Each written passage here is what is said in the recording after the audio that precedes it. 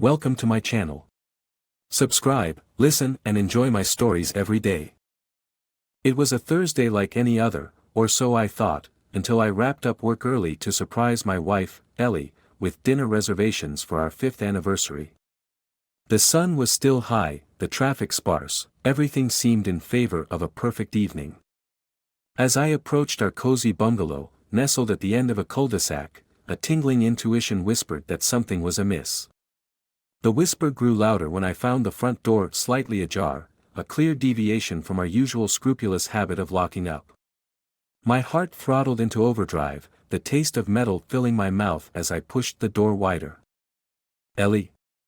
My voice was more of a croak, drowned out by the unmistakable sound of moans seeping through the thin walls of our hallway. With each step, a muffled symphony of pleasure stung my ears, escalating my pulse to match the throbbing betrayal that awaited me. In an instant, the quaint hallway seemed like an endless tunnel. Reaching the bedroom door, I found it locked, an unspoken confirmation of my worst nightmare. Rage eclipsed reason. I kicked the door with all the force grief and betrayal could muster, splintering the wood with a satisfying crack. The scene inside halted my world. There, amidst the chaotic tumble of our sheets, lay Ellie and my best friend, Mark, half naked and too entangled to notice my entrance. The visual burned, an imprint of betrayal that would never fade. "Jake!" Ellie's voice shattered as she scrambled for cover. Mark, equally stunned, could only manage a weak, "Man, No." The word was a bullet, cutting through the feeble starts of their explanations. I didn't need words. The truth was laid bare before me, cruel and unapologetic. In a fit of rage, I turned on my heel, the image of their entwined bodies etching into my memory. As I stormed through the remnants of what I once called home, the foundation of my life felt as fractured as the door I'd broken through. The following days were a blur of signatures and terse exchanges. The divorce was swift, as if our years together were nothing but a brief episode, easily concluded. Ellie tried to reach out, her apologies raining down through voicemails and texts, but each word from her was a drop of acid, dissolving the last strands of a bond one thought unbreakable. Alone in the empty house that once echoed with laughter and promises, a plan began to take shape, a plan fueled by the jagged shards of my shattered trust. If life had taught me anything, it was that betrayal was a two-edged sword. It was time for Ellie and Mark to feel its sting. Revenge, cold and calculated, would be my new ally. I vowed that the pain they'd handed me would be returned tenfold. The intrigue of my plan was yet to unfold, a story that would unravel in the shadows of their newfound regret. As the sun dipped below the horizon, casting long shadows through the windows, I sat in the growing darkness, plotting. The end of my marriage marked the beginning of something far more sinister. The stage was set, and I, a reluctant puppeteer, was ready to pull the strings. The morning after the divorce was finalized, the silence in the house was oppressive, a tangible reminder of the void Ellie had left behind. My phone, a constant companion once filled with loving texts from her, now lay beside me, its screen dark and uninviting. Yet, it was this very device that sparked the first phase of my revenge. Sitting at the kitchen table with a steaming cup of coffee, I scrolled through my contacts until I found Mark's number. The plan was simple yet effective: sow distrust, create chaos. I typed a message, my fingers steady despite the turmoil swirling within. "Mark, we need to talk. It's about Ellie. Meet me at the Old Oak at noon. Jake." Pressing send, I felt a surge of adrenaline. The first move was made. The Old Oak was a secluded pub on the outskirts of town, known for its privacy and quiet corners. As I entered, the familiar scent of aged wood and spilled beer greeted me. Mark was already there, sitting uneasily at a corner table, his eyes darting around nervously. "Jake," he started, standing up, his voice shaky. "I don't know what to." "Sit down, Mark." My voice was calm, but firm. As he obeyed, I could see the guilt etched on his face, a guilt I was ready to exploit. We've been friends for a long time, I began, locking eyes with him. And I trusted you. Now, I want to know why. Why her? Why me? Mark's face paled. It was a mistake, Jake. I don't know how it happened, I swear. It wasn't planned. A mistake that lasted months. I countered sharply.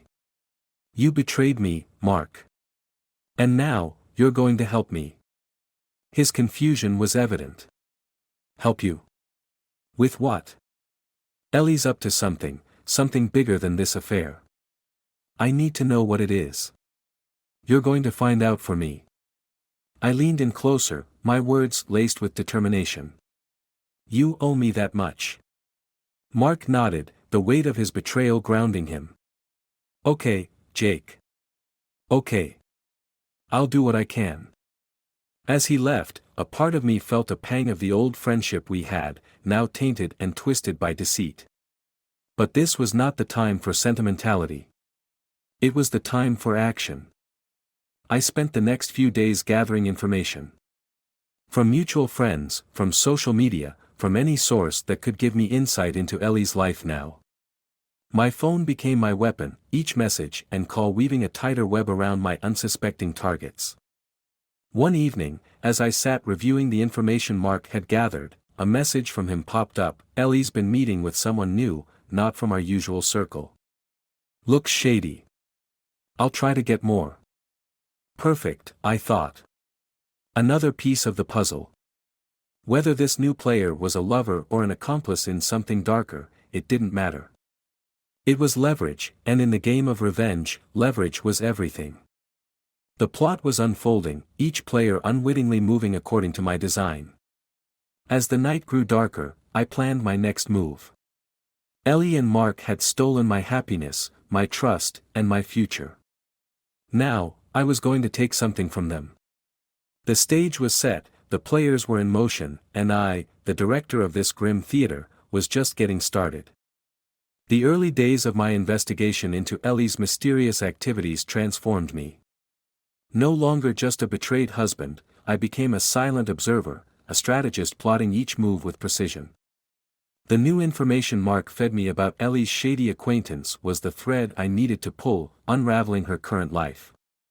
As I sat in my car parked across from a quaint coffee shop downtown, the brisk chill of the morning was hardly noticeable compared to the anticipation brewing within me.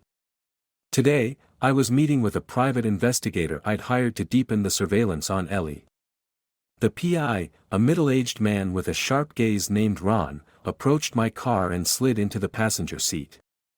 Got something you might want to see, Ron murmured, handing me a folder. Inside were photographs of Ellie with a man I didn't recognize, their expressions serious, their meeting seemingly clandestine. Who is he? I asked, my eyes scanning the images, each one a tiny betrayal. Name's David Knox.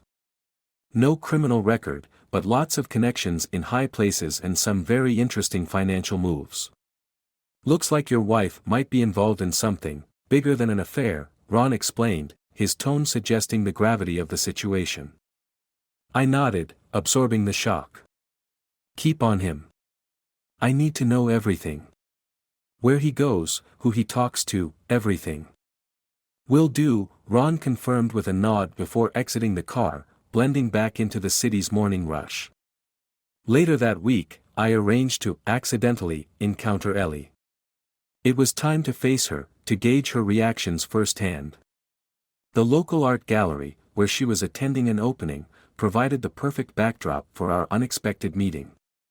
Ellie looked up as I approached, her surprise unable to mask the flicker of guilt that crossed her face. Jake, what are you? Ellie, I cut in, keeping my voice neutral. How have you been? Her eyes searched mine, looking for a sign of my intentions. I'm doing okay. And you? Better. Much better, I replied, my smile tight. Seeing anyone? The question was casual, but loaded. She hesitated, then nodded slightly. Yes, actually. Someone from the gallery. I feigned a nod of understanding. That's good, Ellie. That's really good for you. The conversation was brief, but it told me enough, her defensiveness, her quick glances around the room. As I left her standing amidst the colorful canvases, I felt a renewed sense of purpose. Ellie was hiding something, and I was going to uncover it all. Driving away from the gallery, my phone buzzed. It was Mark, sounding more nervous than usual. "Jake, we need to meet. There's something you need to know about Ellie and that guy, David. It's big. Meet me at the Old Oak in an hour," I said, a taut line of tension running through my voice. This was it, the moment when the pieces would begin to fall into place. My grip tightened on the steering wheel, the upcoming revelations promising to fuel the fire of my revenge, a fire that would soon engulf them all in its flames. The night was thick with tension as I parked outside the Old Oak, the familiar haunt now a stage for the final act of my revenge. Inside, Mark was already waiting, his face pale and drawn, a stark contrast to the dim warmth of the pub. As I approached, he looked up, his eyes wide with urgency. "Jake, I've found out something. It's not just an affair. Ellie and David, they're planning to defraud her company, using insider information. And they plan to leave the country together." The revelation hit me like a physical blow. Not only had Ellie betrayed our marriage, but she was also a criminal, scheming for a future I could never have imagined. "Do you have proof?" I asked, my voice a low growl. Mark slid an envelope across the table. Inside were emails between Ellie and David, detailing their plan and their intent to vanish without a trace. I hacked into her email. "I knew you deserved the truth," he said. "Good work," I muttered, my mind racing. The pain of betrayal now mingled with a fierce determination. She wants to disappear. I'll help her disappear, but not in the way she expects.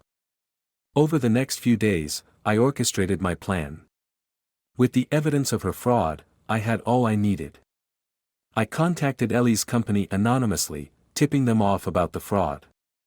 Then, I watched as the dominoes fell, one by one. The company acted swiftly, involving the authorities. Ellie and David were arrested before they could flee, their dreams shattered by handcuffs and criminal charges. On the day of their arrest, I went to the police station to see her. As I approached the interrogation room, I could see Ellie through the glass pane, her face etched with despair.